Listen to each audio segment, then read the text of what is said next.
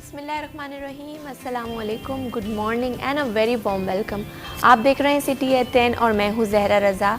उम्मीद है आप सब लोग खैरियत से हैं, खुश हैं, ठीक ठाक हैं और अपने दिन का एक अच्छा सा आगाज़ भी कर चुके हैं। वैसे आज हफ्ते का भी दिन है, कुछ लोग सो भी रहे होंगे इस वक्त, लेकिन हम आपकी खिदमत में हाजिर हैं और सुबह सुबह आपको अपडेट करेंगे कराची की ख़बरों से। लेकिन सबसे पहले आज हम बात करेंगे, एक हमारा जो सेगमेंट है एक दिन एक नेकी, उसमें हम बात करेंगे आखिरत के हवाले से। आखिरत की फ़िक्र होना हर इंसान को चाहिए, क्योंकि अल्लाह सुब्हानहू व तआला का भी फरमान है कि हर जो है नफ्स उसको मौत का मज़ा चखना है। इसलिए ये ज़िंदगी की अगर हम बात करें ये दुनिया की, तो ये आजिज़ी है और असल ज़िंदगी वहाँ पर है। और जिसके दिल में भी खौफ इलाही होता है वो अपनी आखिरत की फ़िक्र करता है और अपने लिए आखिरत के लिए सामान भी ज़ख़ीरा करता है।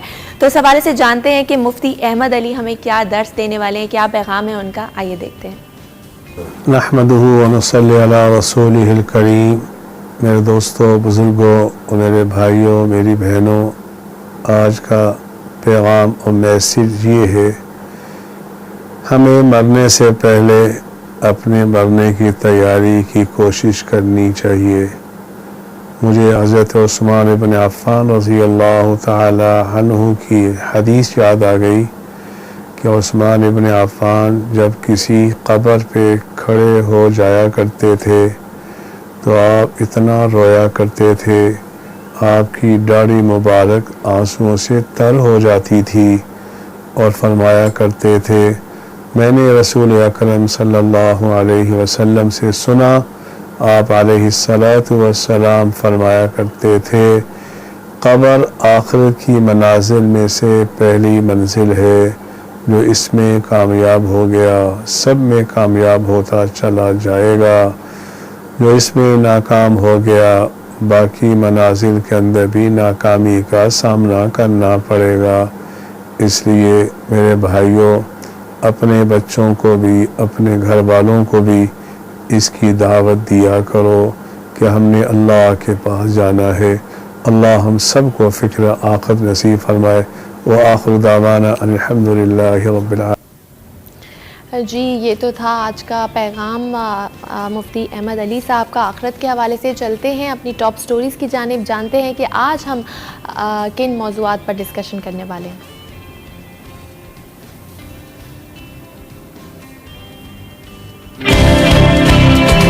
ज़हनी पस्ती की इंतहा, निजी स्कूल में ख़वातीन के वॉशरूम्स में खुफिया कैमरों का इंकशाफ।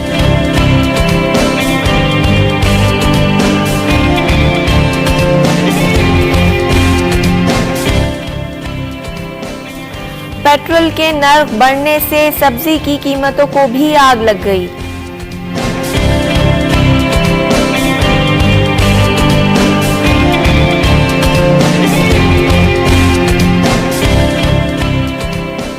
सिंध में गैस बहरान ने सर उठा लिया, कराची समेत सिंध भर में एक बार फिर सीएनजी स्टेशन बंद करने का फैसला।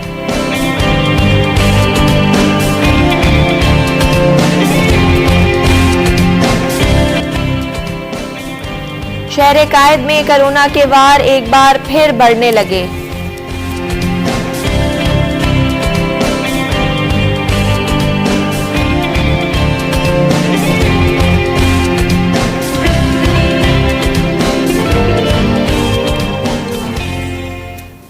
जी, ये तो थी आज की टॉप स्टोरीज़। चलते हैं अपनी पहली खबर की जानिब, बात करेंगे महंगाई के हवाले से। और कराची की बात करें तो कराची में आटा, चीनी, घी, तेल और पेट्रोल के कीमतें बढ़ने के बाद अब दूध की कीमतों में भी इजाफा किया गया है और 10 रुपये जो है वो दूध की कीमत बढ़ा दी गई है डेयरी फार्म्स एसोसिएशन की जानिब से।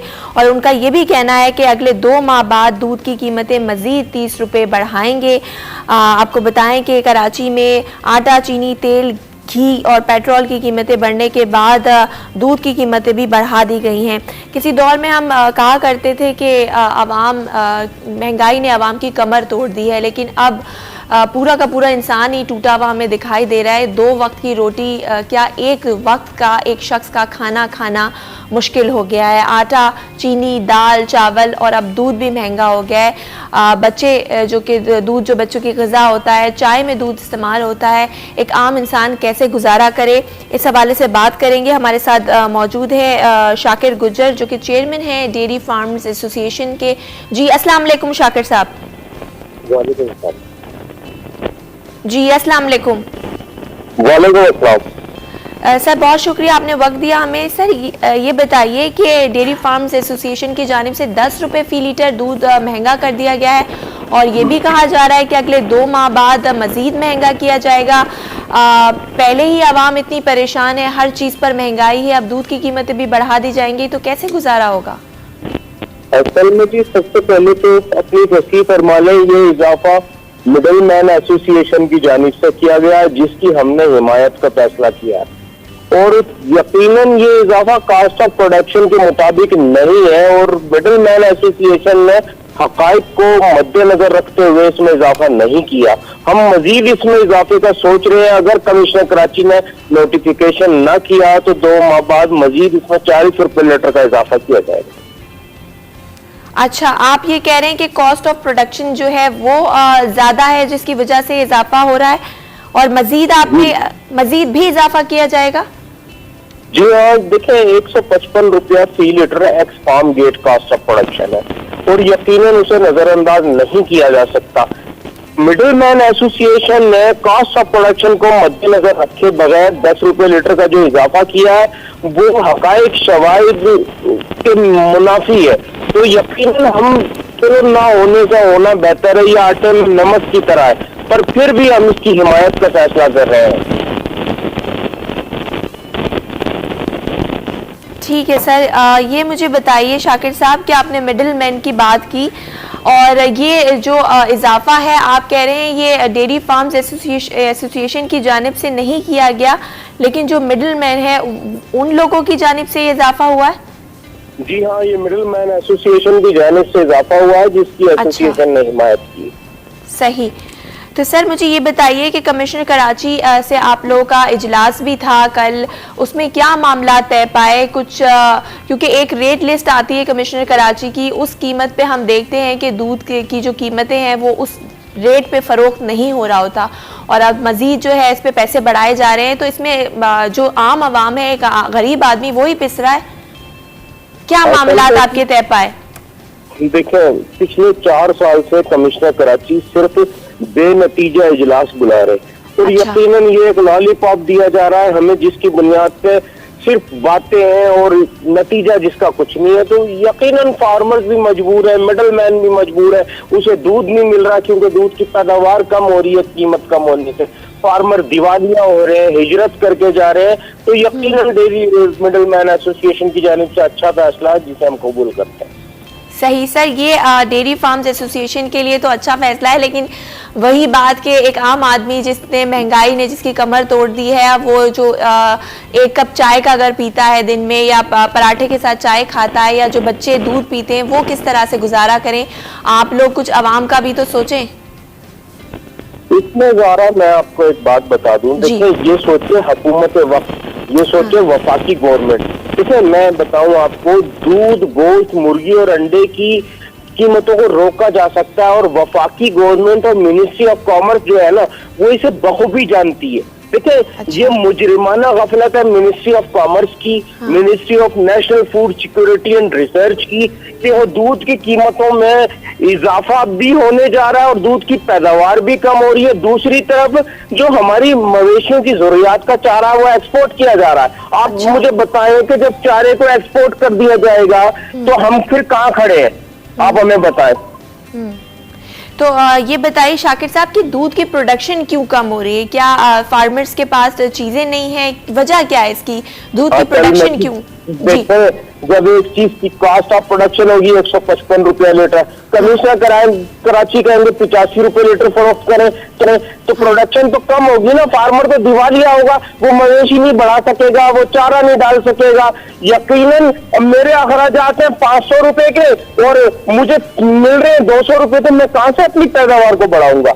तो ये तो हकाइक है ना जी। देखो, इसमें मिनिस्ट्री ऑफ कॉमर्स को डिसीजन लेना चाहिए, अजनास की एक्सपोर्ट पे पाबंदी लगा देनी चाहिए। दूध और गोश्त की कीमतें अगर रोकनी है, अंडे और मुर्गी की कीमतें अगर कम करनी है, तो इन्हें अजनास की एक्सपोर्ट में पाबंदी लगानी होगी, इंपोर्ट में सब्सिडीज देनी होगी इन्हें, और इन्हें सीरियस होकर हमारे साथ बैठना होगा। देखिए, अब तक जमूत आ रही है, ये हमसे बात करने को तैयार नहीं है मिनिस्ट्री कोई भी ना। और महकमा लाइव स्टॉक की भी मुजरिमाना गफलत है इसमें। देखिए, चारों सूबों के महकमा लाइव स्टॉक ने आज तक जेनेटिकली अपने मवेशियों की इंप्रूवमेंट का काम नहीं किया।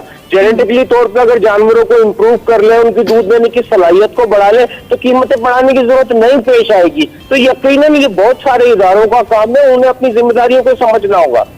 सही, यानी आप कह रहे हैं कि जो लाइव स्टॉक जो है उनकी वो ठीक नहीं है। दूसरा, आपकी जो कॉस्ट है वो प्रोडक्शन की वो ज़्यादा है, इस वजह से प्रोडक्शन कम हो रही है, क्योंकि उस कीमत पे वो फ़रोख्त नहीं हो रहा, इस वजह से भी कीमतें बढ़ाई जा रही हैं। और मामलात जो हैं वो आपकी किसी मिनिस्ट्री के साथ या कोई जो हुकूमती वज़रा हैं उनसे आपकी कोई बातचीत नहीं हो रही है किसी से भी? नहीं जी, कोई बातचीत नहीं हुई है। और कमिश्नर कराची भी हम समझते हैं कि टाइम पास कर रहे हैं, ना कि वो दूध की कीमतों का नोटिफिकेशन करें। सही, बिल्कुल आप जी जी शाकिर साहब, आपका बिल्कुल सही है कि जब आपकी प्रोडक्शन की जितनी कॉस्ट हो, जाहिर है आप उसके में कुछ मुनाफा ऐड करके ही चीज़ें फ़रोख्त करते हैं। लेकिन ये बात भी तो गलत नहीं है ना कि बहुत सारे जो रिटेल स्टोर्स हैं, हर कोई एरिया के हिसाब से दूध की कीमतें मुख्तलिफ फ़रोख्त हो रही हैं। मतलब अपनी मनमानी जो होती है, अपनी मुनाफा, इसको हम क्या कहेंगे, नाजायज़ मुनाफाखोरी ही होती है ना ये? नहीं, ऐसा नहीं है जी। देखिए, हम तो अब तक आप लोगों को सब्सिडाइज कर रहे हैं। कॉस्ट ऑफ प्रोडक्शन पिछले दिनों कुछ कम थी तो हम तो कम ही रेट में दे रहे थे। अब 155 रुपया लीटर है तो आपको फार्मर 120 रुपए लीटर फराहम कर रहा है। फार्मर एंड पे जो रेट है वो 110 रुपए 93 पैसे का पहले, अब 8 रुपए 26 पैसे का इजाफा मिडिल मैन ने फार्मर को दिया है, और 1 रुपए 74 पैसे का इजाफा इन्होंने खुद रखा है अपने पास। तो यकीनन ये इसके अंदर मिडिल मैन का प्रॉफिट शामिल है। फार्मर तो इसमें अब भी आपको सब्सिडाइज कर रहा है। फार्मर्स के साथ अब भी मुसलसल ज्यादती हो रही है। मैं ये समझता हूँ कि फार्मर का इस्तेसाल रोकना चाहिए, फार्मर को फैसिलिटेट करना चाहिए, दूध की पैदावार को बढ़ाने के लिए काम करना चाहिए। मैं ये समझता हूँ national food security and research और चारों सूबों के महकमा लाइव स्टॉक के जो गुजरा है उन्हें इस्तीफा दे देना चाहिए। चारों महकमों को खत्म कर देना चाहिए कि और ये अखराजात जो इन पे महकमा जात पे हो रहे हैं वो फार्मर्स पे अखराजात करने चाहिए हुकूमत वक्त को। सही। अच्छा, ये बताइए शाकिर साहब, आप बात करें महकमा लाइव स्टॉक की कि वहाँ पर जो है वहाँ वो लोग काम नहीं कर रहे हैं, लेकिन हुकूमत की आपने बात की कि किसान को काफ़ी उन्होंने सब्सिडी दी है, और अभी जो पैकेज का ऐलान किया है रिलीफ पैकेज का, उसमें भी है कि 5 लाख तक जो है वो कर्जे ले सकते हैं बिला सूद किसान। तो कुछ आपको लग रहा है कि कोई ये बेहतर पैकेज है किसानों के हवाले से, या ये इसका कोई फ़ायदा नहीं है? असल में ज़ारा देखिए, ये सिर्फ बातों तक इनकी बात सिर्फ बातों तक वो है इनकी प्राइम मिनिस्टर ऑफ पाकिस्तान की। देखिए, मैं बताऊं आपको, 5 लाख रुपए जो कर्जादार दे रहे हैं तो डेयरी फार्मर्स पे तो कुछ भी नहीं किया जाता। स्टेट बैंक ऑफ पाकिस्तान को इन बैंकों के खिलाफ जाना चाहिए, उनसे पूछना चाहिए कि ये लाइव स्टॉक सेक्टर को कर्जादार जात क्यों नहीं फराहम करते। देखिए, 5 लाख की तो एक भैंस आती है, 5 लाख का हम क्या करें कर्ज का, और यकीनन ये हमें देते नहीं है। तो इन्हें स्टेट बैंक को भी और प्राइम मिनिस्टर को भी इनके खिलाफ छोटे बैंक जो है वो जुर्माने भर देते हैं लाइव स्टॉक को कर्जाजात ना देने पे। पर स्टेट बैंक उनसे ये पूछने को तैयार नहीं है कि जी आप लाइव स्टॉक सेक्टर को कर्जाजात क्यों नहीं फराहम करते। वो जुर्माना स्टेट बैंक को अदा करते हैं कि जी लाइव स्टॉक सेक्टर में इन्होंने सरमायाकारी क्यों ना की, पर हम तक कोई नहीं आता। आप यकीन जाने कि प्राइवेट सेक्टर यहाँ पे इन्वेस्टमेंट करता है और वो एक भैंस 30-30 हजार रुपए मुनाफा लेता है हम लोगों से। तो यकीन इस सेक्टर में इन्वेस्टमेंट आएगी तो भी बेहतरी हो सकती है, और जेनेटिकली अपने जानवरों को इम्प्रूव करने की जरूरत है। और सबसे ज्यादा अहम बात यह है कि इसमें जो अजनास की एक्सपोर्ट है उसे बैन करने की जरूरत है। देखिए, गंदम से ज्यादा महंगी चोकर है, बिनोला मील एक्सपोर्ट हो रही है, भूसा एक्सपोर्ट हो रहा है, अल्फाल्फा हे एक्सपोर्ट हो रहा है, साइलेज एक्सपोर्ट हो रहा है। इन सब पर पाबंदी लगा देनी चाहिए हुकूमत को, अगर गोश्त, दूध, मुर्गी, अंडा ये सस्ता करना है। ठीक है, बहुत शुक्रिया शाकिर गुजर साहब आपका, आपने हमें वक्त दिया और आपके जो मुद्दे हैं, उम्मीद है कि हुकूमत इस पे जो है इसको सुने। और जो आपकी कमिश्नर के साथ मीटिंग हुई है उसमें आपका कहना था कि आपकी कोई भी ऐसी मामला जो हैं वो सॉल्व नहीं हुए हैं, लेकिन आखिर में आवाम, एक गरीब आदमी ही पिस रहा है। दूध की कीमतें भी महंगी हो गई हैं, 10 रुपये फ़ी लीटर इसमें इजाफा कर दिया गया है। मज़ीद बात करेंगे, लेकिन फ़िलहाल वक्त हुआ एक ब्रेक का। कहीं मत जाइए, देखते रहिए सिटी 10।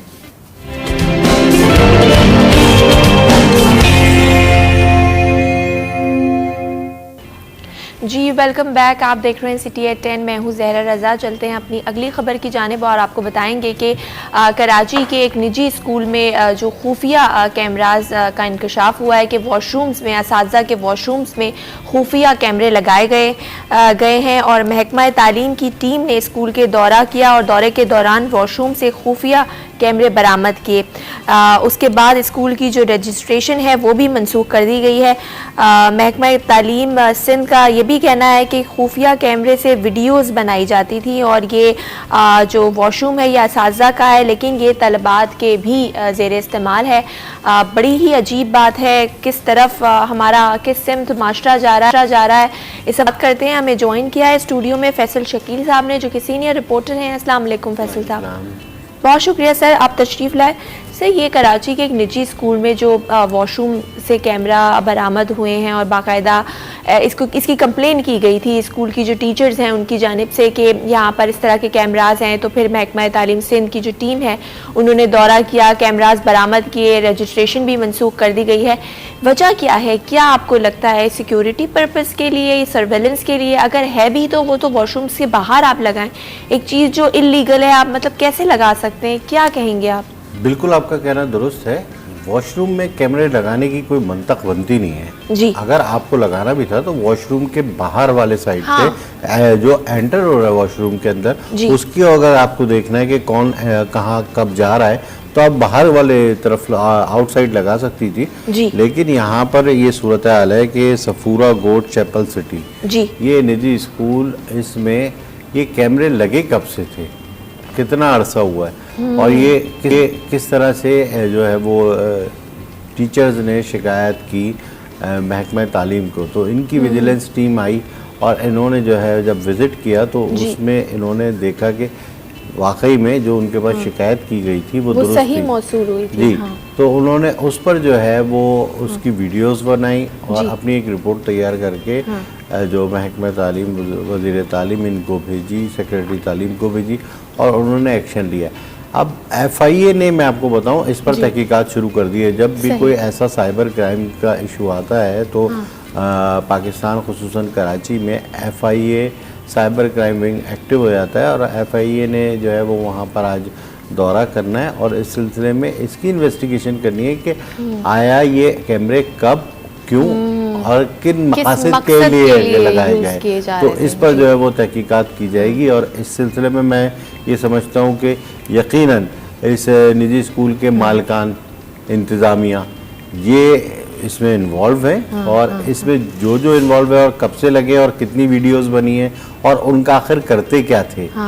ये जो फुटेज बनती थी और फैसल साहब, अब आप क्या समझते हैं कि स्कूल इंतजामिया के खिलाफ किस तरह की कार्रवाई होनी चाहिए और क्या इनको इबरत का निशान नहीं बनाना चाहिए ताकि आइंदा कोई ऐसी हरकत ना कर सके? बिल्कुल ऐसी सख्त सजा देनी चाहिए। देखिए स्कूल तो बंद होना चाहिए, वो तो हो जाएगा।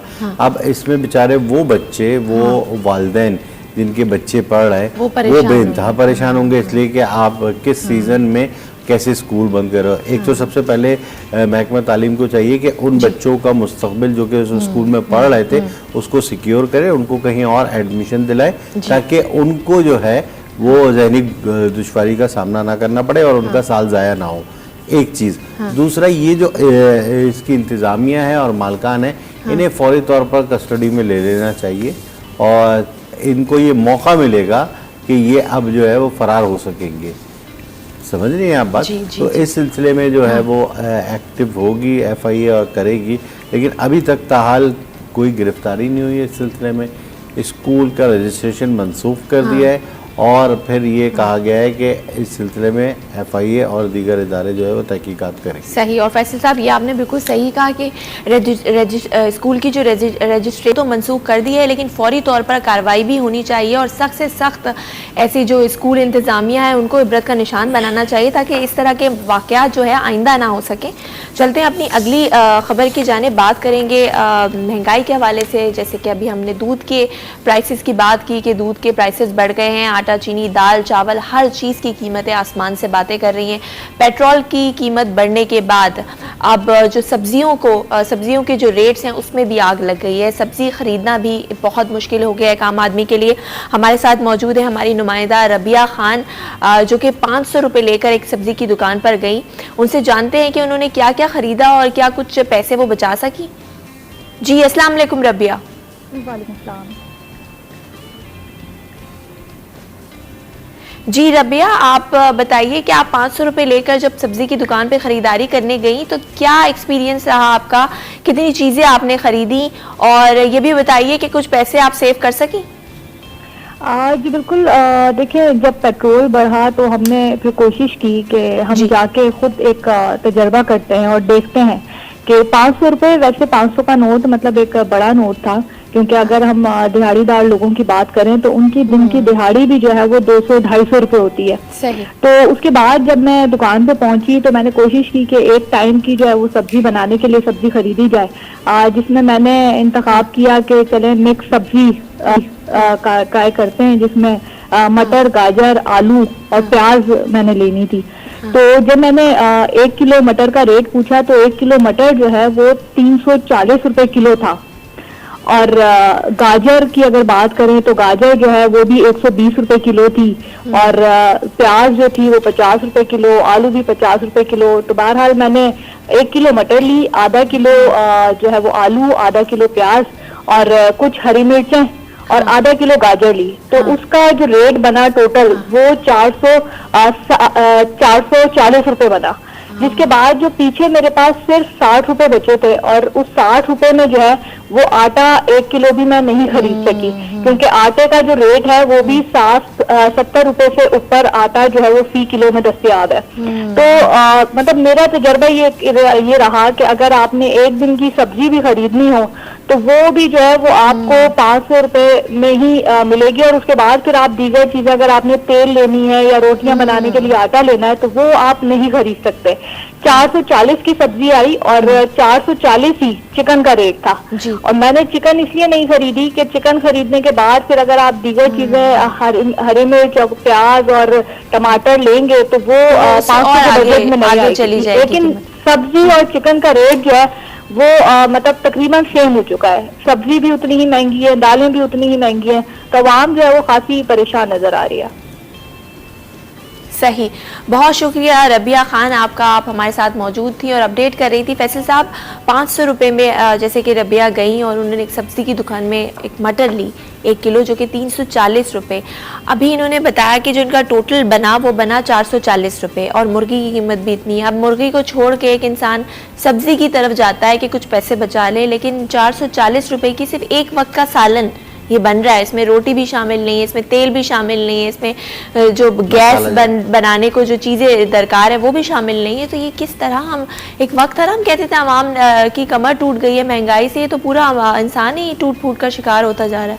आवाम को जो महंगाई के बोझ तले इस तरह दबा दिया कि उनके ऊपर एक पहाड़ जो है वो गिर गया है महंगाई का। मैं आपको बताऊं कि अगर बात करते हैं हम 500 रुपए की, तो 500 रुपए की अब वो औकात ही नहीं है जो आप ये समझ लें। मैं ये समझता हूँ कि 500 रुपए का नोट और पहले ज़माने के 50 रुपए, वो भी शायद 50 रुपए की भी ज़्यादा वर्थ थी, जो अब 500 रुपए की वर्थ नहीं है। वजह ये है कि आप किसी भी जगह, कौन सी सब्जी सस्ती है? एक सब्जी जो है वो सस्ती नहीं है, चाहे आप वो करेला ले लें, भिंडी ले लें, बैगन ले लें, तुरई ले लें, सब 100+ है, सेंचुरी कर चुके हैं, वो नीचे नहीं है। सिर्फ और सिर्फ अभी मैं बताऊं आपको, आलू और प्याज 50-50 रुपए किलो मिल रहे हैं। अब खाली आलू प्याज तो बंदा खा नहीं सकता। टमाटर जो है वो 80 रुपए किलो है, आज के रेट बता रहा हूँ मैं आपको। अच्छा। जी, तो ये सूरत हाल है। पहले तो आप सौदा लेने जाते थे तो धनिया, पुदीना, मिर्चें ये ऐसे ही मिल जाती थी, मतलब आपने सब्जियां खरीदी हैं तो वो सब्जी वाला as a token, as a gift वो आपको ऐसे ही दे देता था। धनिया वैसे ही डाल देता था, सही अब बात है। वही 50 रुपीज का है कि धनिया और पुदीना। फैसल साहब, ये आपने बात जो अभी की कि जो अब कुछ टाइम पहले हम चले जाएं तो 50 रुपए अब वो 500 रुपए आज के बराबर हैं। हर दौर में हम देखते हैं महंगाई बढ़ती है, हर हुकूमत के दौर में महंगाई बढ़ी, लेकिन इंसान की कुछ कुव्वत ख़रीद भी बढ़ी।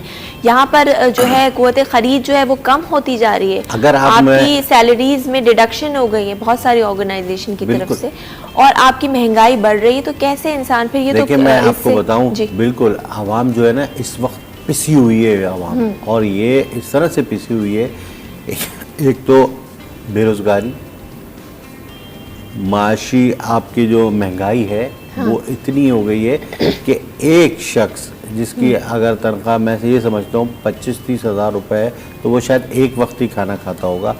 अगर इसकी वाज़ेह मिसाल देखनी है ना तो ये मैंने अपने एक रिपोर्टर्स को दिया भी असाइनमेंट कि कराची में आपने देखा होगा लंगर खाने, ईदी, छिपा, आलमगीर, सैलानी और दीगर NGO जो हैं और होटल्स हैं मुख्तलिफ किस्म के जो कि गरीब लोगों को खाना खिलाते हैं और वहाँ पे आवाम पैसे देके जाती है तो लोग खिलाते हैं, और ये NGOs जो है वो फ्री में खिलाती हैं। अगर इसका सर्वे देखा जाए ना तो पहले अगर 100 लोग थे तो अब जो है वो 800 और 1000 लोग खा रहे हैं वहाँ पर। बिल्कुल आपने सही कहा। इतने लोग सफेद पोश लोग जो है वो बैठ गए, वो भी बैठ गए हैं। और एक एग्जाम्पल ये कि हम जैसे आप अपने मतलब उसके मुताबिक, इस्तात के मुताबिक आप किसी को पैसे दे देते हैं राशन के लिए, आटा चीनी, तो हमारे घर में जो काम करने वाली उसने कहा नहीं आप मुझे ये ना दें, आटा चीनी दाल ये सब ना दें, आप मुझे पैसे दे दें क्योंकि मैं तो खाना बनाती ही नहीं हूँ घर में, यही जो सैलानी और जो इस तरह के दूसरे वहाँ जाकर खाते हैं। ये हाल हो गया। बिल्कुल मैं आपको ये बता रहा हूँ, आप देख लें जितने भी सिक्योरिटी गार्ड जिनकी तनख्वाहें 18 से 20 हज़ार के दरमियान है वो तमाम जो है वो सैलानी के दस्तरखान पे, आलमगीर के, छिपा के, ईदी के दस्तरखानों पे दिखेंगे आपको। तो वो लोग पहले इस तरह से मैंने खुद देखा है, लोग नहीं बैठते थे, नहीं वो होते थे और ये सफ़ेद पोश लोग थे। लेकिन अब वो मजबूर हो गए क्योंकि पेट की आग है वो तो बुझानी है। पेट्रोल कहाँ जाना है 145 रुपए, क्या सूरत हाल है शहर में। आटा, चीनी, घी, तेल, कौन सी ऐसी चीज़ है, गोश्त, मुर्गी जो सस्ता। आपने तसव्वुर किया था कि गाय का गोश्त जो है वो बड़े का गोश्त 850 रुपए किलो मिलेगा? नहीं, ये अभी इस सीज़न से पहले, इस हुकूमत से पहले 600 रुपए तकरीबन किलो था। और अब बकरे का गोश्त क्या है, वो कहाँ चला गया? बकरे का गोश्त तो अब कोई सोच नहीं सकता पकाना, वही सोच सकते हैं जिसकी आमदनी जो है वो 3-4 लाख रुपए से ज़्यादा हो तो वही खा सकता है, लेकिन जो 1-1.5 लाख वाला है वो भी बकरे का गोश्त नहीं खा सकता। सही। अच्छा सही, बिल्कुल आपने कहा कि आप जो जिसकी मेरे ख्याल है लाख रुपए भी आमदनी है वो भी अपने घर का जो बजट बनाता है वो भी बहुत सोच समझ के बनाता है, क्योंकि इस मुश्किल दौर में वाकई बजटिंग करना, कॉस्टिंग करना, स्पेंडिंग करना कि कहाँ पे कितना कितना स्पेंड करना है बहुत मुश्किल हो गया है। मज़ीद बात करेंगे एक के बाद एक मसला। अब बात करेंगे गैस बहरान के हवाले से कि गैस बहरान फिर से सर उठा रहा है। सिंध भर में जो CNG स्टेशन हैं वो इतवार को सुबह 8 बजे से बंद कर दिए जाएंगे। इस हवाले से बात करेंगे लेकिन इस ब्रेक के बाद।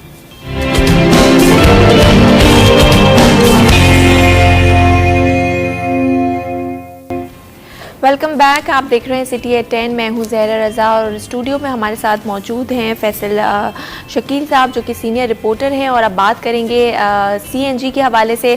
आपको बताएं कि कराची समेत सिंध भर में एक बार फिर CNG स्टेशंस बंद करने का फ़ैसला किया है और कहा जा रहा है कि जो CNG स्टेशंस हैं वो इतवार की सुबह 8 बजे से 24 घंटे के लिए बंद कर दिए जाएंगे। और ये इसलिए किया जा रहा है क्योंकि घरेलू सार्फिन की जो ज़रूरियात हैं वो पूरी नहीं हो रही। इस वजह से घरेलू सार्फिन की ज़रूरियात पूरी करने के लिए CNG स्टेशंस को सप्लाई बंद की जाएगी।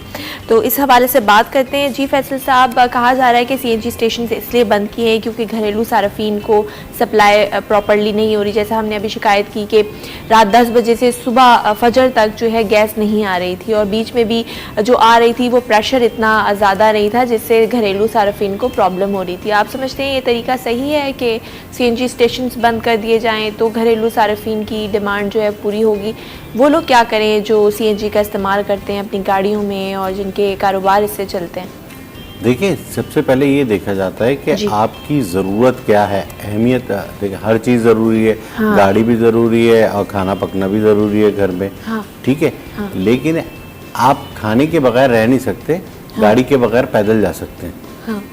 समझ नहीं लेकिन बात फैसला आप किसी के ले- रोजगार है ना, वैन अब चला रहा है, बिल्कुल, कोई अब रिक्शा वो चला रहा रोजगार है। है, लेकिन जब ये फैसले लिए जाते हैं तो इसमें मुफादात देखे जाते हैं, आवाम का मुफाद कहाँ पर ज़्यादा है या और कितने लोग किससे ज़्यादा इफेक्टेड होंगे। जी। जितने कम होंगे तो उतना ही वो डिसीजन लिया जाता है। अब ये अगर ये CNG स्टेशन बंद करके और घरेलू सार्फिन को फ़ायदा दिया जा रहा है तो वो भी अवामी है, और ये हर सर्दियों में होता है। जब ये सर्दियाँ आती हैं तो प्रेशर जो है वो कम होता है। अब तो ज़खायर भी कम हो रहे हैं गैस के, तो इसलिए शॉर्टेज भी आ रही है। जी। लेकिन महंगाई के इस दौर में जहाँ पर ये गैस एक नेमत है, अगर हम सिलेंडर की गैस यूज़ करें तो वो आपको पता है कितने की पड़ती है।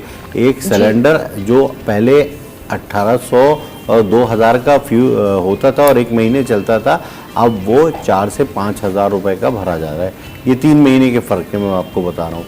और अब सूरत हाल ये है कि वो आवाम जो है वैसे ही इतनी महंगाई तले दबी हुई है कि हर चीज़ में अगर उसको गैस भी नहीं मिलेगी घर पे तो और ज़्यादा परेशानी होगी। लकड़ी पे तो पकाने से रहे, वो लकड़ी भी आएगी कहाँ से, तो ये बहुत सारा मसला है। इसके लिए सबसे बेहतर यही है कि CNG सेक्टर को थोड़ा सब्र करना चाहिए, जो कि गाड़ियों में हमेशा ही लगी हम देखते हैं फैसल साहब के सर्दियाँ आते ही हैं और सर्दियाँ आते ही गैस की लोड शेडिंग और वो जो प्रेशर में कमी का सामना करना पड़ता है घरेलू सार्फिन को, फिर CNG स्टेशन बंद कर दिए जाते हैं। तो ये जो गैस दरियाफ्त है सुई और जहाँ से आ रही है, तो क्या डिमांड वही डिमांड का मसला है या प्रॉपर प्लानिंग नहीं है, रिसर्च एंड डेवलपमेंट पे काम नहीं होता, टेक्नोलॉजी का मसला है, क्या मसला है, क्यों हम हर साल ये प्रॉब्लम फेस करनी पड़ती है? देखिए, मैं बताऊँ आपको, ये मौसमी असर जो है ना वो गैस के प्रेशर पे फ़र्क पड़ता है। अच्छा। जो हर चीज़ का एक होता है ना, फ़र्ज़ करें ये सर्दी में जो है वो गैस इसलिए वो आती है, इसका प्रेशर जो है वो लो हो जाता है। अब वो वहाँ से भेज रहे होते हैं तो उसको लो प्रेशर में यहाँ पहुँच रही होती है, इसलिए एक तो टेक्निकली ये मसला है प्रेशर का। दूसरा, आपके कुदरती जो ज़खायर हैं उसमें बड़ी तादाद में कमी हो रही है। सही। जी चलते हैं आप।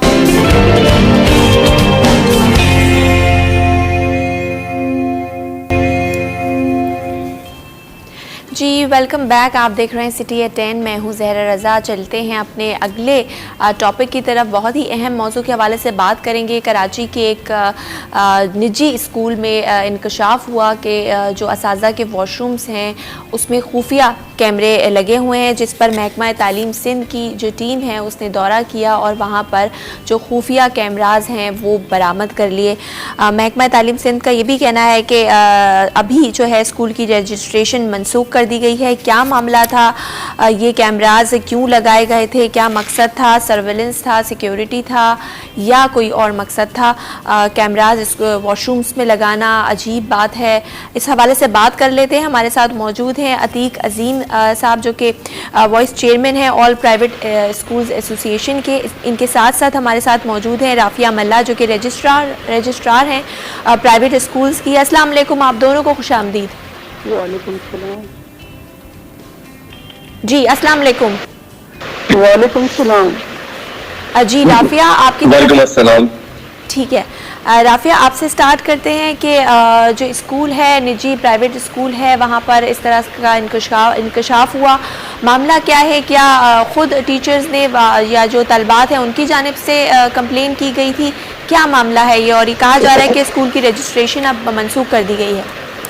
असल में ये इशू इस तरह है कि हमारे पास एक टीचर ने कंप्लेन की अच्छा। कि मुझे जो है हरास किया जा रहा है मेरे कपड़ों पे, कि इस दौरान के कपड़े पहनती हूँ मैं और मुझे मैं शादीशुदा हूँ या नहीं हूँ, और इस किस्म के कमेंट्स करता है प्रिंसिपल, और बाज़ाब्ता मुझे तंग करता है।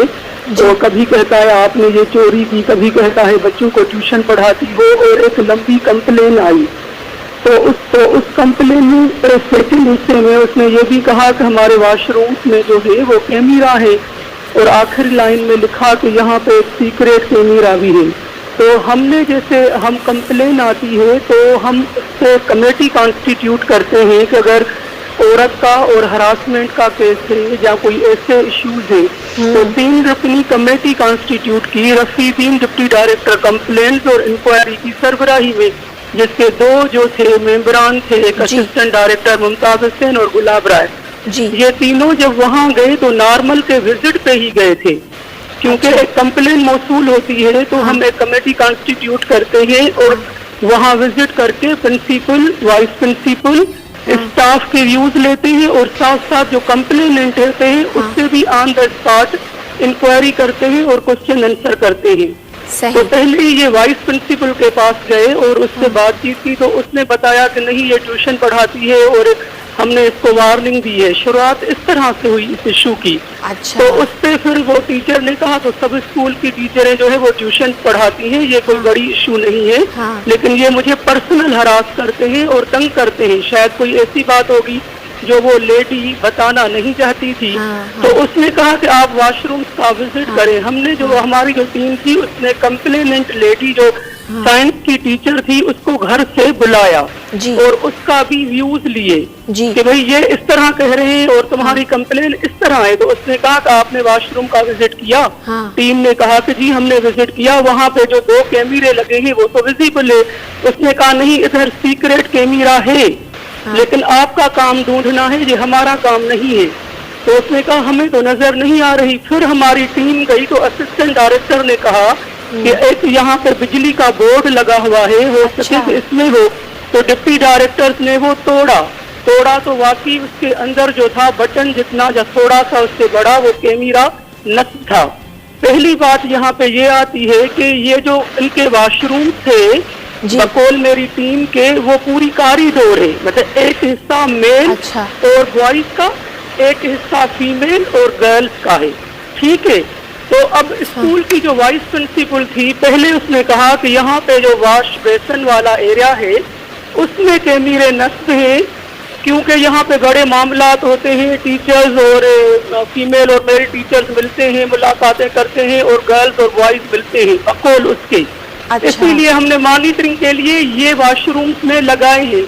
लेकिन अब यहाँ सवाल ये पैदा होता है कि एक वॉशरूम कॉरिडोर की सूरत में है, अगर आप बॉयज वाले पोर्शन में विजिबल 2 कैमरे लगा लेते हैं तो अगर कोई बॉय वहाँ से या टीचर फीमेल की तरफ आता है तो वो भी आप कैमरा में देख सकते हैं। और अगर कोई फीमेल टीचर या कोई गर्ल वहाँ से बॉयज के पोर्शन में एंटर होगी तो भी आप कैमरा बॉयज में लगा होगा तो आप देख सकते हैं।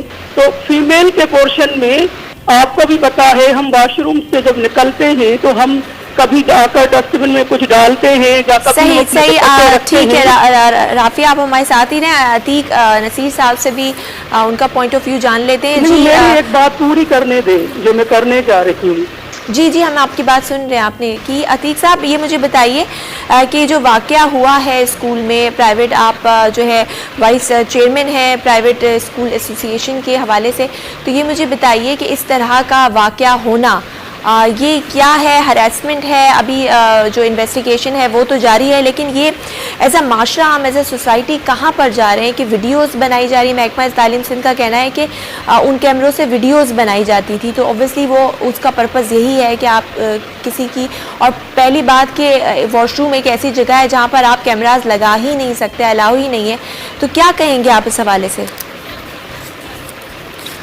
अस्सलाम वालेकुम। देखिए, इस बारे में जो हमारा एसोसिएशन का मौक़िफ़ है वो ये है कि कोई भी ऐसी चीज जो कि अनएथिकल है, जो कि एक ऐसी चीज में आ रही है कि जिसमें एक गुनाह का अवसर है और जो ठीक नहीं, कभी को बिल्कुल सपोर्ट नहीं करेगी और बल्कि ये कहेगी कि जो भी कानून नाफिज करने वाले इदारे हैं, साइबर क्राइम वाले हैं, FIA वाले हैं, जो इसके अंदर लीगैलिटी जो भी इसके अंदर अकरेंस हुई है उसके अंदर बिल्कुल तमाम कानूनी पहलुओं को देखा जाए हर तरह से। दूसरा ये कि ये जो हैरेसमेंट है, हैरेसमेंट बहुत ही बारीक चीज है। हाँ। तो जरूरी नहीं है कि बहुत लोग खुल के करें, जिस तरह से अब आपने ही अभी ये बात नॉलेज दी कि उनको ये बोलना कौन से कपड़े पहने हुए हो और ये इस तरह की बातें, तो ये सब हैरेसमेंट में आएगा। किसी को अगर आप मेंटली टॉर्चर कर रहे हैं, हाँ। तो ये सब तो मैं समझता हूँ कि इस हवाले से जैसे कि अभी बताया मोहतरमा हमारी राफिया जी, राफिया जी ने राफिया साहब ने जी, तो ये जो कार्रवाई चल रही है, जिस तरह से इन्होंने एक्शन लिया, मैं समझता हूँ बहुत जबरदस्त, बहुत दानाई और बहुत समझदारी, बहुत जबरदस्त डायरेक्टरेट की तरफ से एक्शन हुआ और जिसके अंदर टीचर को एक सपोर्ट किया गया। तो मैं समझता हूँ कि इस पे बिल्कुल कार्रवाई करनी चाहिए और हैरेसमेंट कई तरह की होती है, इसको हर सूरत रोकनी चाहिए और टीचर को सपोर्ट करना चाहिए। बिल्कुल सही। अच्छा राफिया, जैसे कि आपने बताया हमें कि टीचर की कंप्लेन के बाद जो है महकमा तालीम की जो टीम है वहाँ पर पहुँची और फिर जो है वो वॉशरूम्स में कैमरा बताया गया था, वो वहाँ पर उनको नज़र आया, मौजूद था, जबकि स्कूल इंतज़ामिया की जानिब से कहा जा रहा था ये इलेक्ट्रिक बोर्ड है या इस तरह की चीज़ें। तो अब जब ये अभी तो अंडर इन्वेस्टिगेशन है मामला, लेकिन जो चीज़ें सामने आई हैं उसके बाद आप क्या समझती हैं कि स्कूल इंतज़ामिया के ख़िलाफ़ क्या कार्रवाई होनी चाहिए और किस तरह की सज़ा देनी चाहिए, और आपको नहीं लगता कि इबरत का निशान बनाना चाहिए ताकि आइंदा इस तरह के वाक़यात ना हो? क्योंकि स्कूल एक ऐसी जगह है जहाँ पर आप तालीम हासिल करने जाते हैं, बच्चे सीखने जाते हैं, माँ बाप भी अब परेशान होंगे अपने बच्चियों को लेकर, ख़ास तौर पर जो स्कूल जाती हैं।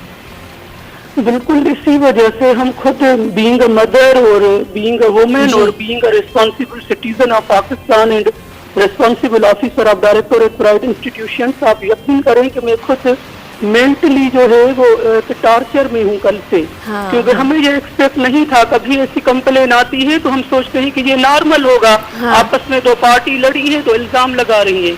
लेकिन जब वो सीक्रेट कैमरे वाला था तो दो तो विजिबल थे, लेकिन तीसरा बिजली के बोर्ड के अंदर था, जिसको तोड़ा गया तो वहाँ से बटन जितना कैमरा जो बाहर नजर आ रहा था वो निकला। तो उससे थोड़े खदशे हुए हैं और फिर बताया जा रहा है कि प्रिंसिपल के मोबाइल में वो पूरा वो डेटा है जहाँ से वो मॉनिटर करता है और देखता है।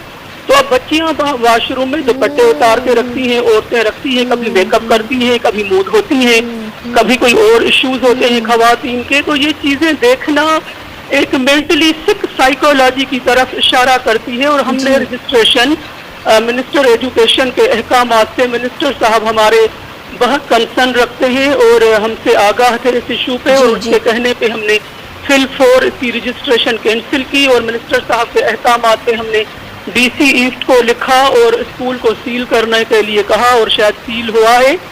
और फर्दर इस पे हम इन्वेस्टिगेट करेंगे कि आखिर ये इशू था क्या। और अब तो ये भी चीजें सामने आ रही है कि बहुत सी टीचर्स हैं जो ये कंप्लेन करेंगी और हमारे पास पहुंचेंगी, क्योंकि लोगों का हुजूम भी स्कूल के बाहर खड़ा था। 2015 में एक वर्बल कंप्लेन मौसूल हुई थी फोन पे, इसी स्कूल के खिलाफ, इसी प्रिंसिपल के खिलाफ जी ये इस किस्म की हरकत करता है। तो जब मैंने उस लेडी को कहा आप मुझे रिटन एप्लीकेशन दे, क्योंकि मैं वर्बल पे कैसे इन्वेस्टिगेशन करूं, तो वो रिजाइन करके वहां से चली गई थी। उसमें मुझे हिम्मत नहीं थी जो एप्लीकेशन दे। इस बार हमें एप्लीकेशन मौसूल ही तो हमने बाज़ाब्ता कार्रवाई की, और ये कोई मतलब प्लान्ड भी नहीं थी को हम मुख्तलिफ इदारों को इन्वॉल्व करके ले जाते। एक कंप्लेन मौसूल ही कमेटी कॉन्स्टिट्यूट करके रूटीन में हमारी टीम गई और वहां से ये फाइंडिंग्स आई, तो हमने अपनी हायर अथॉरिटीज को बताया और स्कूल की रजिस्ट्रेशन सस्पेंड करके सील करने के अहकाम जारी किए हैं।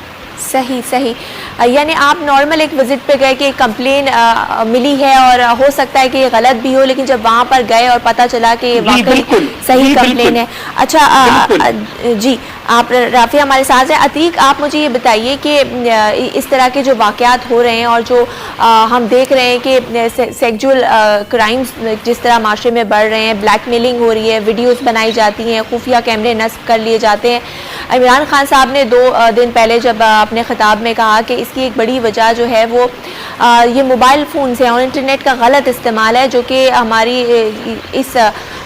यूथ को और जो इस किस्म के जहनी मरीज़ बनते जा रहे हैं, जो लोग हैं उनको इस तरह का शिकार बना रहा है। तो क्या ये बात आप उनसे, उनकी जो बात है ये सही है?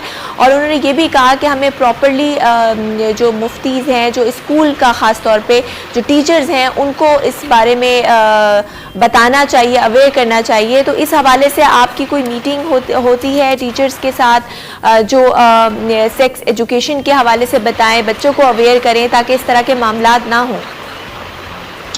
देखिए, आप जिस चीज की तरफ इशारा कर रही हैं, ये तो आप समझ लें कि इस वक्त के जो हालात हैं वो समझ लें कि हम सब जो है इस सबसे निबरात्मा होते हैं। हाँ। और स्कूल में बच्चे भी हैं, बच्चियां भी हैं, असातिज़ा भी हैं, मेल फीमेल तमाम तर चीजें, तमाम तर लोग होते हैं। तो बिल्कुल एक सरबराह की जिम्मेदारी है कि एक लीडर और एक ऐसा शख्स बन के सामने आए कि जो कि सबको साथ एक प्लेटफॉर्म पे एक बिल्कुल एक रहनुमा की तरह लेके चले, जो जिसमें वो काउंसलिंग करे। तो इस वक्त जो है मैं ये समझता हूँ कि बिल्कुल आपने जो है नेट की और मोबाइल फोन की जिस तरह की अवेयरनेस आज के बच्चों को है, मैं नहीं समझता आज से 15 साल 20 साल पहले वाले बच्चों को हो। हाँ। तो इस वक्त वाकईतन इस चीज की जरूरत है कि एक बड़े लेवल पे काउंसलिंग और बड़े लेवल पे प्लानिंग की जाए कि ये जो है एक ऐसी स्टेट है, एक मेंटल स्टेट, एक ऐसी चीज आ रही है जो कि थ्रू नेट लोग इसमें बच्चे और सभी लोग इसके अंदर इन्वॉल्व हैं। तो सबको एक तरह की एजुकेशन देने की जरूरत है। तो अभी फिल वक्त कोई बहुत प्लान तरीके से नहीं हुई, लेकिन हमारी जो राफिया साहिबा है इनके भी हम अपने लूप में लेंगे, हमारी एसोसिएशन और सब हम लोग लूप में एक साथ होके इस पे बिल्कुल काम किया जा सकता है। और मैं समझता हूँ जरूरत है इस चीज की, वक्त की जरूरत है, इस पे बहुत भरपूर तरीके से इस पे काम करने की जरूरत है। सही जी राफिया, जैसे कि अतीक साहब ने भी कहा कि ये जो लोग हैं जो इस किस्म की हरकत करते हैं, इस पे बाकायदा एक तो ये जहनी बीमार हैं और उन पे बाकायदा प्रॉपर मीटिंग होनी चाहिए और प्लानिंग होनी चाहिए कि इस तरह के लोगों को कैसे रोका जाए, कंट्रोल कैसे किया जाए। और आप क्या समझती हैं अगर कोई इस किस्म की हरकत करता है और अगर वो जहनी पस्ती का भी शिकार है, नफ्सियाती बीमारी का भी शिकार है, तो उसका हल क्या होना चाहिए? ख़ास तौर पे ये स्कूल जहाँ जो एक जो माँ बाप की जगह होते हैं असातिज़ा, वो जो अपने जो बच्चे हैं उनको क्या तालीम दें, और ख़ास तौर पे जो फीमेल टीचर्स हैं उनके लिए भी एक बड़ी परेशान कुन बात है, क्योंकि वो भी अब डर गई होंगी, वो भी घर से निकलती हैं अपना रोज़गार कमाने, बच्चों को तालीम देने, और इस तरह के वाक़यात होंगे। तो आप क्या समझती हैं मज़ीद क्या काम होने की ज़रूरत है इस पर?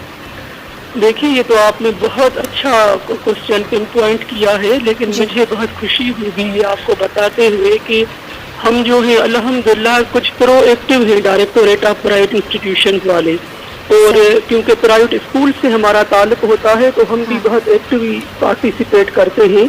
तो जैसे जैसे जो इश्यूज रप्ट अप होते हैं, रेज होते हैं, पॉपअप होते हैं, तो हम ऐसे ही अकॉर्डिंगली अवेयरनेस की कैंपेन स्टार्ट करते हैं। तो हरासमेंट पे हमने 500 से ज्यादा एडमिनिस्ट्रेटर्स और प्रिंसिपल्स, हेडमिस्ट्रेसेस को बुलाकर एक सेमिनार किया और उनको बाज़ाब्ता हरासमेंट के काइंड्स बताए कि बच्चों को और औरतों को और मर्दों को हरासमेंट मर्द की भी होती है, औरत की भी होती है, बच्चे की भी होती है, किस किस्म की होती है और इसको हमें कैसे कोप अप करना है। और फिर उनको हमने ये भी आगाही दी कि अब आप पेरेंट टीचर जो मीटिंग बुलाते हैं वो सबसे बड़ा फोरम होता है।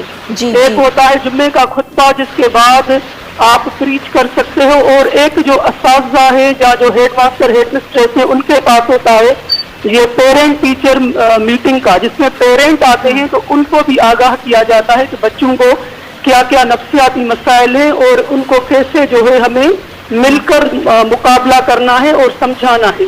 सही। हमारा जहाँ तक ताल्लुक होता है वो डायरेक्ट ताल्लुक होता है इदारों से, तो हम इदारों को अवेयरनेस देते हैं ड्रग के यूज पे कि अब ये नया आया है स्कूल के अंदर ड्रग्स वाला, और हरासमेंट के इशू पे कि जी हरासमेंट हुई है। तो हम अपनी लेवल पे एज एन एजुकेशनिस्ट जो रोल हमें प्ले करना चाहिए अवेयरनेस का, वो हमारा डायरेक्टोरेट का फेसबुक पेज है, उसके थ्रू, जो स्कूल के व्हाट्सएप ग्रुप है उसके थ्रू, वीडियोस के थ्रू, पम्फलेट्स के थ्रू और सेमिनार वर्कशॉप के थ्रू, और जो कैरियर काउंसलिंग है उसके थ्रू करते रहते हैं। लेकिन आपको पता है मुआशरे में हर किस्म के अच्छे और बुरे लोग होते हैं, हर इंसान की डिफरेंट साइकी होती है, तो कभी कभी ऐसे किरदार सामने आ जाते हैं। सही, बिल्कुल आपने सही कहा राफिया साहिबा, और इस तरह की जो कॉन्फ्रेंसेस हैं, जो सेमिनार हैं, उनका होना बहुत ज़रूरी है। अतीक साहब, शॉर्टली आपके पास आऊँगी, टाइम कम है हमारे पास। मुझे ये बताइए कि जो इस तरह के एक सवाल ये है कि जो कैमरा इस तरह लगाता है, वो वीडियोस बनाता है, ये मतलब उसका दिमाग में क्या होता है? आप रिपीट करिएगा। जी, मैं कह रही हूँ एक सवाल ये भी है कि जिसने कैमरा लगाया या जो वीडियोस बना रहा है वो उसका क्या करता है, क्योंकि एक डार्क वेब्स का एक पूरा हम बात करें तो वो एक बहुत ही बड़ी उस पर डिस्कशन हो सकती है, पूरा एक कारोबार बन चुका है। देखिए अब जिस शख्स ने इसके पीछे ये वीडियोस को प्लान किया, इसको जब इन्वेस्टिगेट किया जाएगा, बाकायदा इन्वेस्टिगेशन होगी, तो ये सब बात आएगी कि बिहाइंड क्या मैलिफाइड इंटेंशन थी, कौन सी इंटेंशन थी, तो पता चलेगा कि वो क्या वाकयातन किसी ऐसी साइट से कनेक्टेड है, क्या वाकई उसका ये प्लान है। लेकिन ये कि ये बातें सुनने में आती हैं, ये जो डार्क वेब के बारे में सुनने में आती है, वाकई बहुत डेंजरस है। जिस तरह एक वाकया हुआ था पंजाब साइड पे, जो एक बच्ची का हुआ था, तो उसमें भी यही बातें सुनने में आई थी। तो वाकयातन पहले तो इसको इन्वेस्टिगेट किया जाए कि एग्जैक्टली क्या था, तो फिर हम इस पे बात करेंगे कि ये वाकयातन अगर ऐसा है तो उसके लिए हुकूमती सतह पे ऐसी साइट्स को बैन किया जाए हमारे मुल्क के अंदर, ताकि लोगों की कनेक्टिविटी खत्म हो जाए। जी सही, ठीक है, बहुत शुक्रिया अतीक अजीम साहब आपका और आफिया मल्ला साहिबा आपका। आप दोनों ने हमें वक्त दिया और बहुत ही हमने इम्पोर्टेंट जो है वो गुफ्तगू बात करेंगे, लेकिन फिलहाल वक्त हुआ एक ब्रेक का। कहीं में जाइए, देखते रहिए सिटी 10।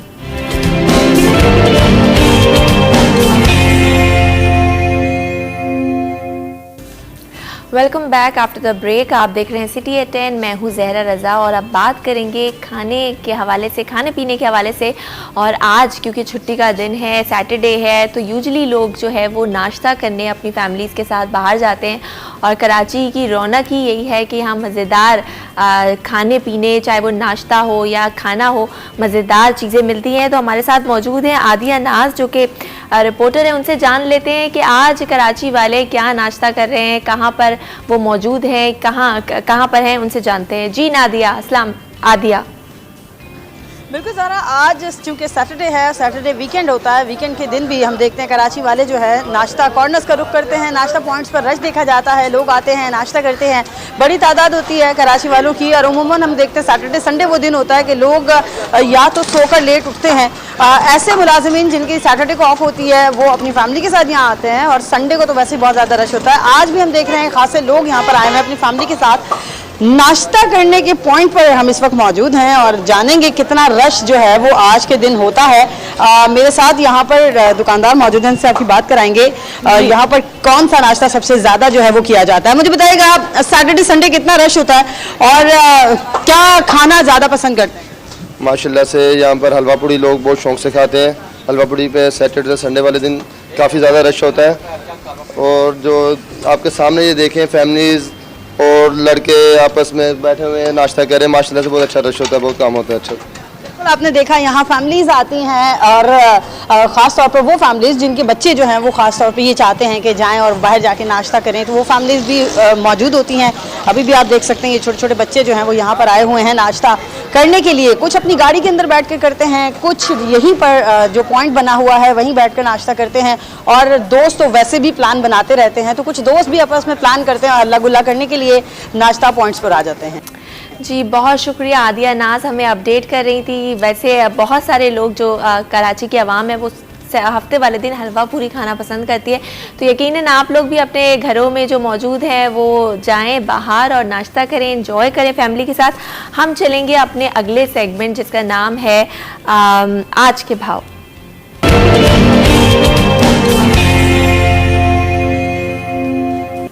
जी वसीम इफ्तिखार हमारे रिपोर्टर हमारे साथ मौजूद हैं जो कि हमें बताएंगे कि आज फलों और सब्जियों के क्या रेट्स हैं मार्केट में। आइए देखते हैं। जी वसीम। जी बिल्कुल, महंगाई का तूफान जो है वो बेकाबू हो चुका है। और अगर महंगाई के हवाले से बात करें तो सब्जियों की कीमतों ने जो है वो चीनी, आटा, पेट्रोल सबको पीछे छोड़ दिया है, क्योंकि सब्जियों की कीमतों में बिलखुसूस टमाटर जो है वो 200 रुपये फ़ी किलो पर रिटेल की सतह पर पहुंच गया है। जबकि मंडी में जो है टमाटर जो कि पहले 100 रुपये फ़ी किलो मिलता था होलसेल की सतह पर, वहाँ पे अब जो है वो 60 रुपये का इजाफा देखने में आ रहा है। और टमाटर मंडी में जो है वो होलसेल में फ़ी किलो 160 रुपये पर पहुँच गया है। और रिटेल में अगर हम बात करें तो रिटेल में टमाटर तकरीबन 160 रुपये फ़ी किलो फरोख्त होता था, जो कि अब डबल सेंचुरी यानी कि 200 रुपये फ़ी किलो पर पहुँच गया है। इसी तरीके से बात करें मटर की तो मटर भी जो है वो महंगे हुए हैं। मटर मंडी में 320 रुपये पे फरोख्त हो रहे हैं होलसेल की सतह पर, और रिटेल में मुख्तलिफ जगहों पर 340 रुपये से लेकर लेके 400 रुपये तक पे फरोख्त हो रहे हैं। और इसी तरीके से शिमला मिर्च की कीमतों में इजाफा हुआ है। शिमला मिर्च जो कि 120 रुपये तक थी, अब जो है वो होलसेल की सतह पर 150 रुपये पे पहुँच गई है। और मुख्तलिफ इलाकों में जो है वो शिमला मिर्च 180 रुपये से लेके 200 रुपये तक फरोख्त हो रही है। अदरक भी महंगी है, लहसुन भी महंगा है, क्योंकि शिपिंग चार्जेस महंगे, उसके नतीजे में अदरक भी तकरीबन 400 रुपये से ज़ायद पे फरोख्त हो रही है। लहसुन जो है वो 300 रुपये पे बराजमान है। लाल आलू जो कि चिप्स के तौर पर इस्तेमाल होता है वो ताहाल 70 रुपये पे फरोख्त हो रहा है। सब्जियों की कीमतों के हवाले से हम देख रहे हैं कि होश रुपये इजाफा देखने में आ रहा है, जबकि जो सब्जी मंडी के ताजिर हैं उनका कहना है टमाटर के हवाले से कि टमाटर की इस वक्त जो है वो फसल मौजूद नहीं है, अगले महीने टमाटर आएगा। इस वक्त सिर्फ और सिर्फ बलूचिस्तान के कुछ हिस्से से और ईरान से टमाटर आ रहा है, इसके नतीजे में टमाटर की कीमतों में होश रुपये इजाफा हुआ है। ये कहा जाए तो गलत नहीं होगा कि मौजूदा जो महंगाई की लहर है उसके नतीजे में शहरियों के लिए जो है वो सब्जी खरीदना भी मुश्किल हो गया है। ठीक है, बहुत शुक्रिया। वसीम इफ्तिखार हमारे साथ मौजूद थे जो कि अपडेट कर रहे थे हमें सब्जियों के रेट्स के हवाले से। अब चलेंगे और जानते हैं कुछ माल का हाल के डिफरेंट करेंसी रेट्स क्या हैं आज, तो आइए देखते हैं।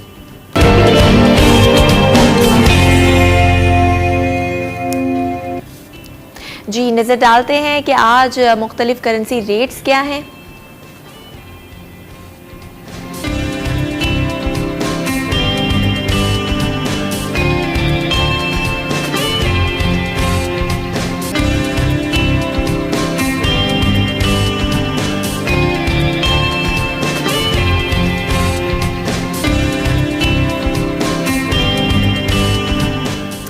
जी, ये तो थे करेंसी रेट्स और इसके बाद हम आपको मिलवाएंगे, हमारा जो अगला सेगमेंट है वो है कराची टैलेंट, जिसमें हम आपको एक ऐसी बहादुर और ऐसी निडर खातून से मिलवाएंगे जो कि एक फार्मासिस्ट हैं और वो ना सिर्फ जो है वो इंसानों की खिदमत करें बल्कि वो मोटरसाइकिल पर जाकर जो है वो मेडिसिन्स फ़रोख्त कर रही हैं, घर घर पहुंचा रही हैं। वो क्या है डिटेल जानेंगे इस ब्रेक के बाद।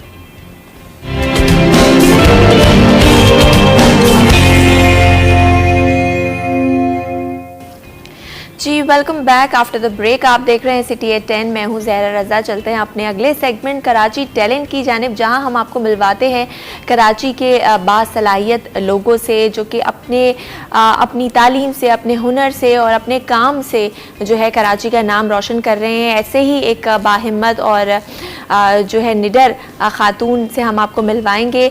और हमारे माशरे में कुछ एक गलत परसेप्शन है कि लड़कियां जो हैं वो कमज़ोर हैं या लड़कियों को मोहताज तस्वुर किया जाता है, लेकिन ऐसा बिल्कुल नहीं है। हकीकत यह है कि ख़वातीन अगर हिम्मत करें तो दुनिया का कोई काम ऐसा नहीं है जो कि वो ना कर सकें।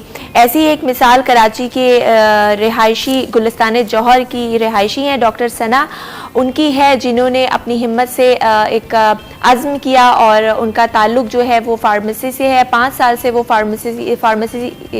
फार्मेसी के शोबे से वाबस्ता है और अब वो जब वो हालात से परेशान हो गई फिर उन्होंने अपना कारोबार शुरू किया और वो एक बाइक पर जाकर जो है वो मेडिसिन घर घर सप्लाई करती हैं। तो उनसे बातचीत करते हैं, स्टार्ट करते हैं। जी, अस्सलाम वालेकुम डॉक्टर सना। वालेकुम सलाम, कैसी हैं आप? मैं बिल्कुल ठीक ठाक, बहुत शुक्रिया सना, आपने वक्त दिया। माशाल्लाह आपका जो काम है, जिस तरह आप कर रही हैं, हिम्मत, हौसला। सबसे पहले मुझे बताइए कि कब से आपने शुरू किया और किस तरह से इसका स्टार्ट लिया आपने? जब मैंने पास आउट किया फॉर्म डी करने के बाद तो मैंने फील्ड में आकर ये महसूस किया कि हमारी सोसाइटी में form D pass out graduates की तादाद बहुत ज्यादा है और जॉब की अपॉर्चुनिटीज बहुत ज्यादा कम है। फिर मैं डिफरेंट रिटेल फार्मेसीज के ऊपर जाती थी तो मैं वहाँ देखती थी कि वहाँ फार्मासिस्ट मौजूद नहीं है, जबकि वहाँ पे सिर्फ एक लाइसेंस और रजिस्टर्ड फार्मासिस्ट होना चाहिए। वहाँ पर ऐसे अफराद इस वक्त प्रैक्टिस कर रहे हैं जिनके पास फॉर्म डी की डिग्री नहीं है। तो आप खुद सोचें कि ऐसे अफराद लोगों की क्या काउंसलिंग करेंगे। उनकी अपनी तालीम ज्यादातर अंडर मैट्रिक या अंडर ग्रेजुएट है। तो मेरे पास इतने पैसे नहीं थे कि मैं अपनी खुद की फार्मेसी खोल सकूं या स्टार्ट कर सकूं। तो मैंने सोचा कि क्यों ना मैं अपनी मोबाइल फार्मेसी स्टार्ट करूं।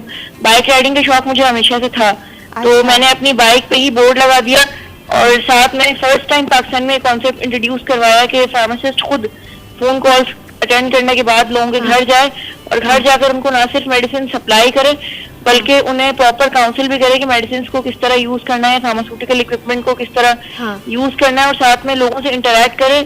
फार्मासिस्ट और पेशेंट का आपस में इंटरेक्शन हो ताकि लोगों को फार्मासिस्ट की नॉलेज से इस्तेफादा हासिल करने का मौका मिले और फार्मासिस्ट को भी अपने पेशेंट को ये रियलाइज करवाने का मौका मिले कि वो अकेले नहीं है, हम आपकी तकलीफ में आपके साथ हैं।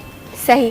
अच्छा सना, आपने जब ये शुरू किया तो मुझे बताइए, यकीनन आपको मुश्किलात का सामना करना पड़ा होगा, कुछ नेगेटिव जो मनफी रवैये हैं उनका भी सामना करना पड़ा होगा, तो उसको किस तरह से डील किया?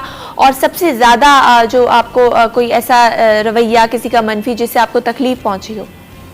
हाँ, सबसे ज्यादा तकलीफ मुझे इस सोच से पहुंची है कि हमारी सोसाइटी में आमतौर पर जो विमेन सप्रेसिव मेंटालिटी मेल है, वो औरतों को अपने आप से कमतर समझते हैं और अपना गुलाम समझते हैं, और वो अपनी सोच को बदलने के लिए बिल्कुल भी तैयार नहीं है। जब मैं बाइक पर निकली तो मर्दों को बहुत ज्यादा ये बात हजम करने में प्रॉब्लम हुई कि एक लड़की हमारे साथ रोड पे बाइक कैसे चला रही है। उन्होंने कई बार मुझे टक्कर मारकर रोड पर गिराने की कोशिश की।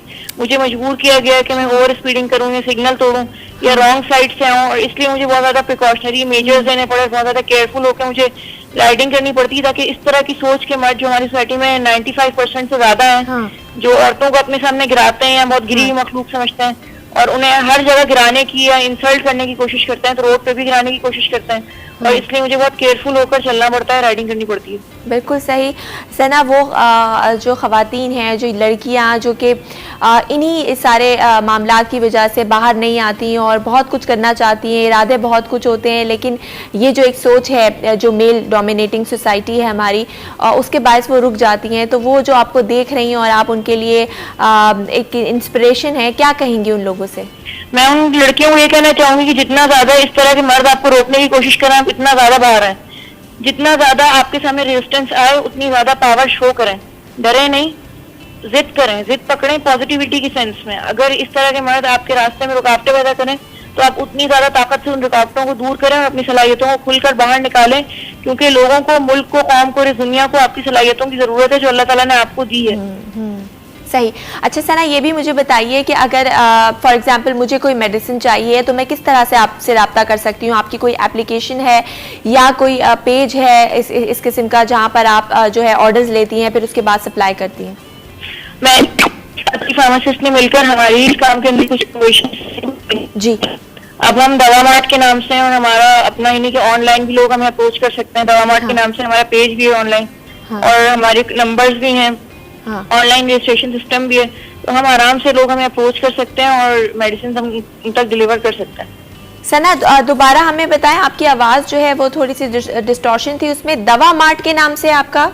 जी जी। अब मैंने और मेरे कुछ साथी फार्मासिस्ट हमने मिलकर अपने काम के अंदर कुछ इनोवेशंस किए दवा मार्ट के नाम से। हम ऑनलाइन भी अवेलेबल हैं, हम इंटरनेट के ऊपर हैं, लोग इजीली हमें अप्रोच कर सकते हैं, ऑनलाइन रजिस्टर भी हो सकता है हमारी फार्मेसी पे, हमें कॉल भी कर सकते हैं और रजिस्टर होकर इजीली वो हमारी सर्विसेज से फायदा उठा सकता है। सही। अच्छा सना, ये तो आप अभी कर रही हैं, इसके अलावा आपके फ्यूचर प्लान्स हैं, क्या हैं? इसी को ही आप किस तरीके से बढ़ाएंगी? क्या प्लान है आगे के आपके? जी बिल्कुल, मुझे अपने पेशे से और अपने काम से बेइंतहा मोहब्बत है। मैं फार्मासिस्ट के लिए, यानी कि जो मैंने नया कॉन्सेप्ट पेशेंट्स के लिए और फार्मासिस्ट के लिए इंट्रोड्यूस करवाया है, मैं आगे जाकर इसके अंदर बहुत सारी इनोवेशन इंशाल्लाह करूंगी और इसमें बहुत मेहनत करूंगी ताकि लोगों के सामने एक बेस्ट ट्रेंड सेट हो कि in the field of pharmacy आप बहुत कुछ ऐसा कर सकते हैं जिसके थ्रू आप नॉलेज को फैला सकते हैं और इस नॉलेज को लोगों के फायदे के लिए इस्तेमाल कर सकते हैं। सही सही।